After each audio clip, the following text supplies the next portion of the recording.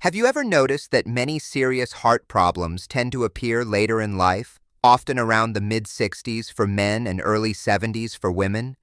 It surprises many people because by that age, most individuals are actually trying to take better care of themselves than they did when they were younger. Please subscribe to my channel. Yet one important question often goes unasked. Do your arteries contain plaque? Most people have heard the word before, but very few truly understand what it means or how to check for it in a simple way. Today, I want to walk you through something practical that can help you pay closer attention to what may be happening inside your blood vessels. And the interesting part is this. With a simple blood pressure monitor, you can get a useful clue about your circulation right at home. Let's start with a common situation. Imagine that you begin to notice a little pressure in your chest when you exercise. Nothing dramatic, just a slight discomfort. At the same time, your energy feels lower than usual. Tasks that once felt easy now seem to require more effort. Naturally, you schedule a visit with your doctor. After some routine tests, you're told that your cholesterol level is higher than expected. You may hear something like this. High cholesterol can build up in the arteries, so here's a medication that may help control it. You leave the office with a prescription in hand, but also with several questions. Why is this happening now?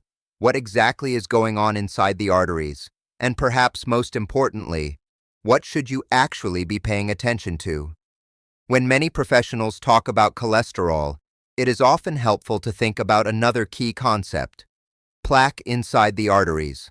Plaque is one of the main reasons circulation can gradually become less efficient over time.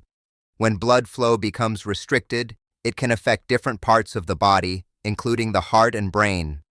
But here is something that surprises many people. Plaque is not simply a layer of fat sitting neatly inside a blood vessel. In reality, it is more complicated. It often involves irritation inside the artery wall, combined with different substances the body uses during repair and inflammation. Over time, this mixture can form a buildup that changes how smoothly blood moves through the arteries. If this buildup becomes unstable, the body may respond by forming a clot. When circulation is interrupted in certain areas, it can lead to serious complications. That's why understanding your circulation earlier rather than later can be extremely helpful.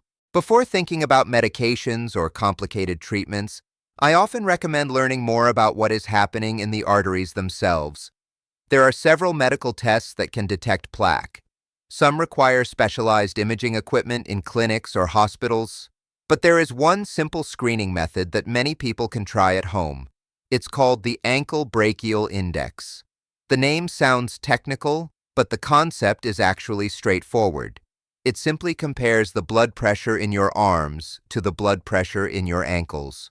By looking at the difference between those numbers, you can get a general idea of how easily blood is flowing through the arteries in your legs.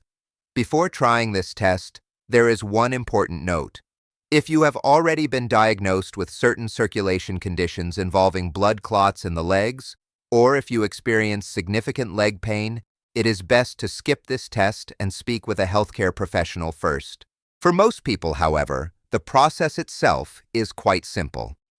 Here's what you'll need: a standard blood pressure monitor, a piece of paper and a pen to record your numbers, a comfortable place to lie down and relax for a few minutes.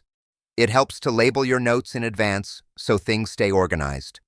Write down 4 categories: left arm, left ankle, right ankle. The goal is to measure the blood pressure in each of these areas. Before taking any measurements, lie down and rest for a few minutes. This helps your circulation settle into a steady state so the readings are more consistent. Once you're relaxed, begin with your arm. Wrap the blood pressure cuff around your upper arm, making sure it sits snugly but not overly tight. The inflatable section of the cuff should line up with the artery that runs along the inside of your arm. Press the start button and allow the monitor to complete the reading. Write down both numbers that appear on the screen.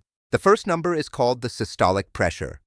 It reflects the pressure inside the arteries when the heart pushes blood forward. The second number is the diastolic pressure. That reflects the pressure in the arteries when the heart is resting between beats. Once you have recorded the reading for one arm, repeat the process for the other arm. Next comes the ankle measurement. Place the cuff just above your ankle. The goal again is to position the inflatable portion of the cuff over the artery running through that area. Start the monitor and record the numbers once the reading is complete. Repeat the same step for the other ankle. By the time you finish, you should have 4 blood pressure readings written down, 2 from the arms and 2 from the ankles. In the next step, we'll use those numbers to calculate the ankle brachial index and see what they may suggest about circulation in the arteries.